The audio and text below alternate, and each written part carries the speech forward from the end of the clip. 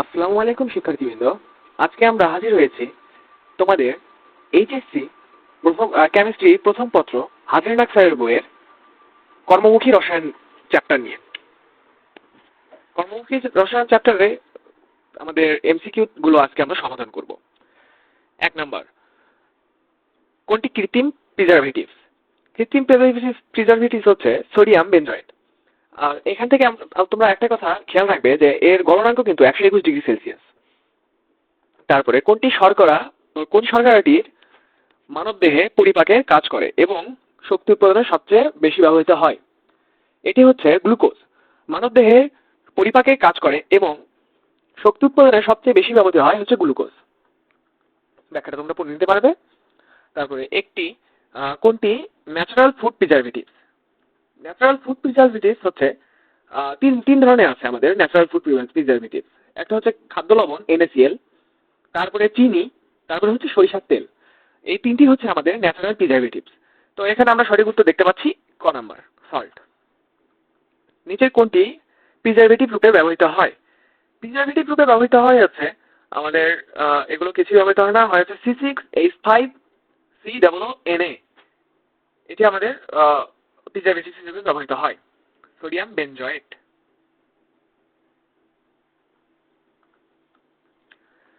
তারপর কৃত্রিম অ্যান্টিঅক্সিডেন্ট কোনটি? কৃত্রিম অ্যান্টিঅক্সিডেন্ট হচ্ছে প্রোপাইল গ্যালট। এটা হচ্ছে আমাদের কৃত্রিম অ্যান্টিঅক্সিডেন্ট। এটা তোমরা এখানে ব্যাখ্যাটা দেখে নিতে পারবে। তার প্রিজারভেটিভ নয়, অ্যান্টোমাইক্রোবিয়াল প্রিজারভেটিভ হচ্ছে তোমার ফরমালিন। BHA এর পূর্ণরূপ কি? BHA এর পূর্ণরূপ হচ্ছে এ নাম্বার। তারপরে কোনটি প্রাকৃতিক প্রিজারভেটিভ নয়? প্রাকৃতিক প্রিজারভেটিভস আমরা জানি হচ্ছে সরিষার তেল, NaCl, তারপরে হচ্ছে তোমার বিশুদ্ধ ইথাইল অ্যালকোহল, ভিনেগার, এগুলো হচ্ছে তোমার প্রাকৃতিক প্রিজারভেটিভ। তো এখানে এগুলোর মধ্যে পড়তেছে না কোনটা? পড়তেছে না হচ্ছে অ্যাসিটিক অ্যাসিড। তারপরে রসগোল্লা চিনির সিরাপে সংরক্ষণ করা হয় কারণ পানির সঙ্গে বন্ধন গঠন করে। ঠিক আছে। তারপরে অণুজীবদের দেহ হতে পানি শোষণ করে, এটাও ঠিক আছে। তারপরে সরাসরি অণুজীবকে ধ্বংস করে না। সরাসরি পানি সরাসরি হচ্ছে চিনি সিরাপ অণুজীবকে ধ্বংস করতে পারে না। তাহলে এটা আমাদের সঠিক উত্তর নয়, সঠিক উত্তর হচ্ছে 1 ও 2। ঠিক আছে। তারপর সার্বিক অ্যাসিড সম্পর্কে আমরা জানি যে এটি হেক্স 2,4-diene-1 ওয়িক অ্যাসিড। তোমরা জৈব যৌগেতে এই সম্পর্কে ধারণা পেয়েছো। আর এটা হচ্ছে অ্যান্টিমাইক্রোবিয়াল প্রিজারভেটিভস। আর অ্যান্টিঅক্সিডেন্ট নয়, এটি অ্যান্টিঅক্সিডেন্ট নয়। তাহলে এটা সঠিক উত্তর হচ্ছে 1 ও 2। এখানে তোমরা চাইলে একটু ব্যাখ্যাটা দেখতে পারো। তারপরে প্রশ্নে যাই।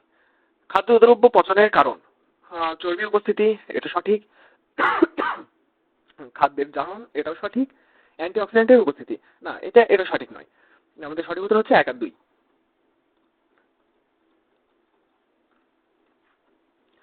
ফরমালিন শরীরে প্রবেশ করলে কিডনি বিনষ্ট হয়। শরীরে প্রবেশ করলে কিডনি বিনষ্ট হয়ে যায়, এটা সঠিক। কিডনি বিনষ্ট হতে পারে। তারপরে ক্যান্সার হওয়ার সম্ভাবনা থাকে, এটাও সঠিক। চোখে অন্ধ হয়ে যাওয়ার সম্ভাবনা থাকে, এটাও সঠিক। তাহলে আমরা তিনটি সঠিক উত্তর দেখতে পাচ্ছি। 13 নাম্বার, প্রিজারভেটিভ হিসেবে ব্যবহৃত হয় তোমার হচ্ছে এই তো CH3COOH, ইথানোয়িক অ্যাসিড। তারপর এখানে ব্যবহৃত হয় BHA এবং BHT। হ্যাঁ, এই দুইটাই ব্যবহৃত হয়। আমাদের মিথানল ব্যবহৃত হয় না, মিথানল হচ্ছে বিষাক্ত। এটি প্রিজারভেটিভ হিসেবে ব্যবহৃত হয় না। তাহলে 1 আর 2। মাছ মাংস সংরক্ষণে ব্যবহৃত প্রিজারভেটিভ কোনটি? মাছ মাংস সংরক্ষণে প্রিজারভেটিভ হচ্ছে সোডিয়াম নাইট্রাইট। এটা হচ্ছে আমাদের প্রিজারভেটিভ হিসেবে ব্যবহৃত হয়। তবে জুস সংরক্ষণে প্রিজারভেটিভ কোনটি? জুস সংরক্ষণে প্রিজারভেটিভ হচ্ছে সালফার ডাইঅক্সাইড। তারপরে আমরা দেখতে পাচ্ছি পরের প্রশ্ন, তৈল ও চর্বিযুক্ত খাদ্য সংরক্ষণে কোনটি ব্যবহৃত হয়? তৈল ও চর্বিযুক্ত খাদ্য সংরক্ষণে ব্যবহৃত হয়েছে BHA। তারপর আমাদের খাদ্যের কোন উপাদান দেহে কর্মশক্তি দিয়ে থাকে? আমাদের খাদ্যে কোন উপাদান দেহে কর্মশক্তি দিয়ে থাকে? শর্করা। আমরা প্রতিনিয়ত শর্করা খাই, এটা আমরা মনে রাখা আমাদের সোজা। খাবারে আমরা বেশি বেশি শর্করা খেয়ে থাকি, আমরা বাঙালিরা বিশেষ করে। তো শর্করা আমাদের শরীরে কর্মশক্তি দিয়ে থাকে। আম কাঁটাজাতকরণের কোন যৌগটি ব্যবহৃত হয়? ও আম কৌটাজাত সরি আম কৌটাজাতকরণে কোনটি ব্যবহৃত হয়? আম কৌটাজাতকরণে ব্যবহৃত হয়েছে সাইট্রিক অ্যাসিড।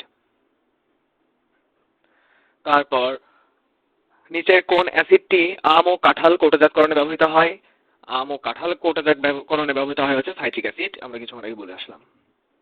কাঁঠাল কৌটাজাতকরণে নিম্নের কোন অ্যাসিডটি ব্যবহৃত হয় প্রয়োজন হয়? সেটা হচ্ছে সাইট্রিক অ্যাসিড। তারপরে আমরা দেখতে পাচ্ছি কোলয়েড দ্রবণ হতে কণার কোয়াগুলেশন হয় যখন এখানে আমাদের উত্তর হবে সবগুলোই সঠিক। তারপরে পানিতে ময়দা মিশ্রণকে কি বলে? পানিতে ময়দার মিশ্রণকে বলে হচ্ছে সাসপেনশন। তারপরে অন্ত্রে ইমেজিং করে ব্যবহৃত বেরিয়াম সালফেট মিশ্রণ নিয়ে নিচের কোনটি শ্রেণীর অন্তর্ভুক্ত? তাহলে এখানে আমরা বলতে পারি যে নিচের এটা হচ্ছে সাসপেনশন হচ্ছে বেরিয়াম সালফেট দ্রবণটি হলো সাসপেনশন কঠিন পদার্থগুলি তরল মাধ্যমে ছোট ছোট কণার আকারে বিতরণ করে থাকে। বেরিয়াম সালফেট অল্প দ্রব্য পদার্থ বা জল বা অন্যান্য তরল মাধ্যমে হচ্ছে বণ্টিত হয়ে থাকে। এটি একটি সাসপেনশন তৈরি করে যা ইমেজিং প্রক্রিয়ায় ব্যবহৃত হয়। আশা করি আমরা বুঝতে পেরেছি, এটি হচ্ছে সাসপেনশন। তারপর প্রশ্ন চলে যাই, পেপটাইজেশন পদ্ধতিতে তৈরি করা যায় কোনটি? পেপটাইজেশন পদ্ধতিতে তৈরি করা যায় হচ্ছে কলয়েড।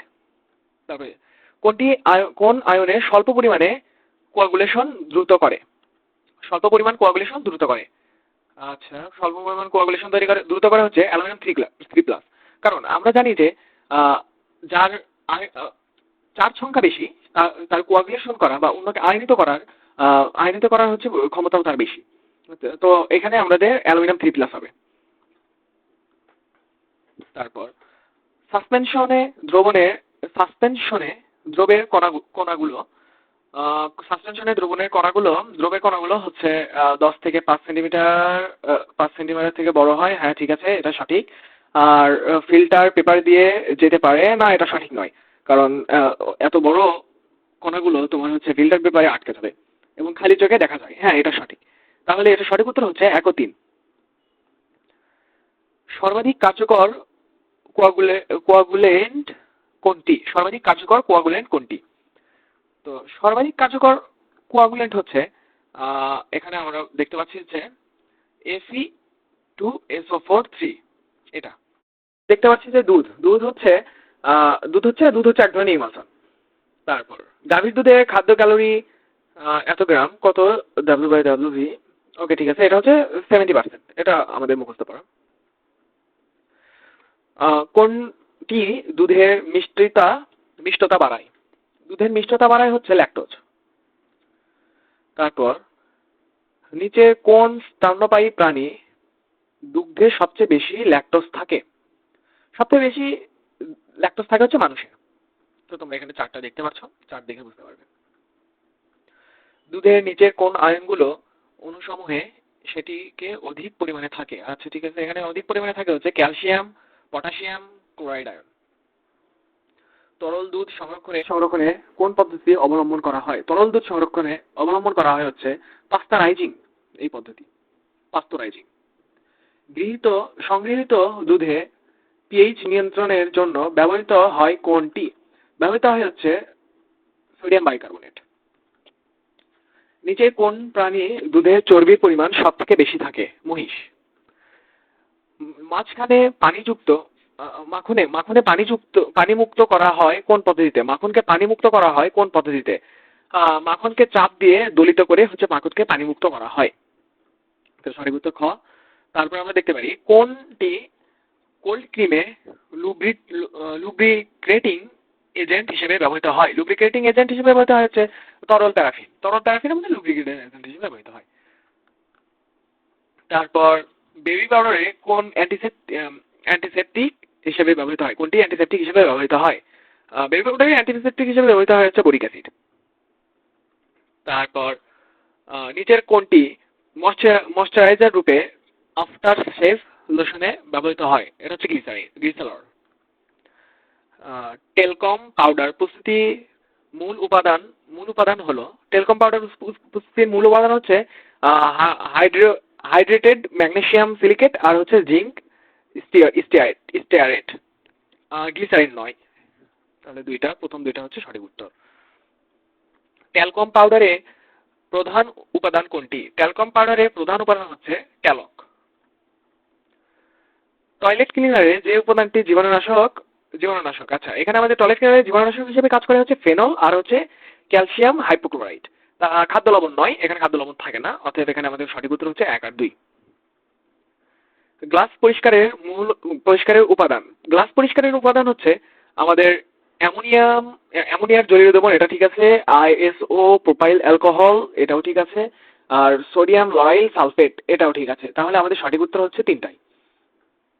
গ্লাস ক্লিনার ও টয়লেট ক্লিনারে ব্যবহৃত ক্ষার দ্রবণ দুটির বেলায় এখানে অ্যামোনিয়া দ্রবণ গ্লাসের সিলিকার সাথে বিক্রিয়া করে বিক্রিয়া করে না অ্যামোনিয়া দ্রবণ, এখানে এটা ভুল। তাহলে আমরা বুঝতে পারছি যে পরে দুটো সঠিক হবে, তাহলে 2 আর 3। গ্লাস ক্লিনারে সক্রিয় ক্লিনিং উপাদান কোনটি? গ্লাস ক্লিনারে সক্রিয় ক্লিনিং উপাদান হচ্ছে লিকার অ্যামোনিয়া। তারপর টয়লেট ক্লিনারের প্রধান উপাদান কোনটি? টয়লেট ক্লিনারের প্রধান উপাদান হচ্ছে কস্টিক সোডা। টয়লেট ক্লিনারের মূল উপাদান কোনটি? টয়লেট ক্লিনারের মূল উপাদান হচ্ছে আমাদের সোডিয়াম হাইড্রোক্সাইড। ভিনেগার কোনটি? ভিনেগার হচ্ছে ইথানয়িক অ্যাসিডের 10% 6 থেকে 10% জলীয় দ্রবণ হচ্ছে আমাদের ভিনেগার। তাহলে এখানে আমাদের উত্তর হচ্ছে ঘ নাম্বার। এল কোন ধরনের যৌগ? এখানে আমরা দেখতে পাচ্ছি যে ইনভার্সেস এনজাইম, এখানে ইনভার্সেস এনজাইম যুক্ত করলে ফার্স্টে গ্লুকোজ আর এ হচ্ছে গ্লুকোজ আর বি ফ্রুক্টোজ উৎপন্ন হয়। আর গ্লুকোজ আর ফ্রুক্টোজ এখানে জাইমেজ এনজাইম যুক্ত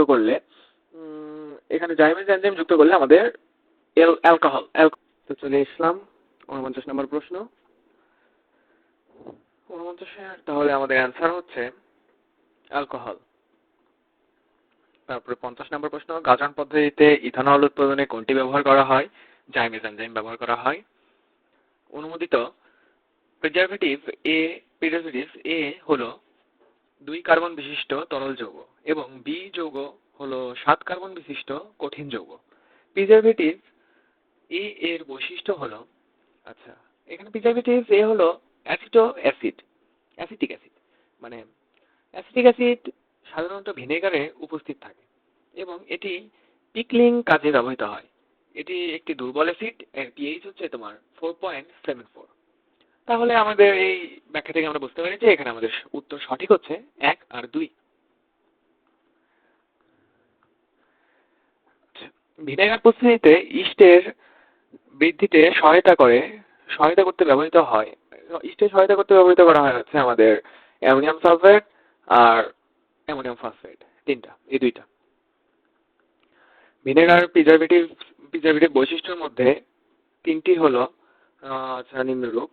তাহলে আমাদের নিচে কোনটি সঠিক? 3টি সঠিক। এখানে ব্যাখ্যাটা দেখে নিতে পারো, তারপর কোনটি সঠিক। 54 নম্বর প্রশ্ন এবং এটা আমাদের লাস্ট প্রশ্ন। এটা হচ্ছে 1 নম্বর, ফরমালিন অ্যান্টি মাইক্রোবিয়াল এজেন্ট, এটা সঠিক। তারপরে হচ্ছে BAH এবং BHT অ্যান্টি অক্সিডেন্ট, এটাও সঠিক। এবং চর্বি উপস্থিতির কারণে খাদ্যদ্রব্যে পচন ধরে, এটাও সঠিক। তাহলে আমাদের 54 নম্বরের সবগুলো অ্যান্সারই সঠিক এবং এর অ্যান্সার হবে ঘ। তোমরা এখানে ব্যাখ্যাটা দেখে নিতে পারো। আজকে আমার ইউটিউব ক্যারিয়ারের প্রথম দিন এবং ভিডিও করতে হয়তো কথা বলতে অনেক অসুবিধা হয়েছে, তোমরা এটি ক্ষমা সুন্দর দৃষ্টিতে দেখবে, কারণ এখন আমি এই video creating a use to না। তো কিছুদিন হয়তো সময় লাগবে। আশা করি তোমরা এগুলো বুঝতে পেরেছো এবং ক্লাসটি মনোযোগ দিয়ে করো, প্রচুর প্র্যাকটিস করো, আশা করা যায় ভালো কিছু করতে পারবে। আজকে এই পর্যন্তই, আবার দেখা হবে পরবর্তী কোনো এপিসোডে। আল্লাহ হাফেজ।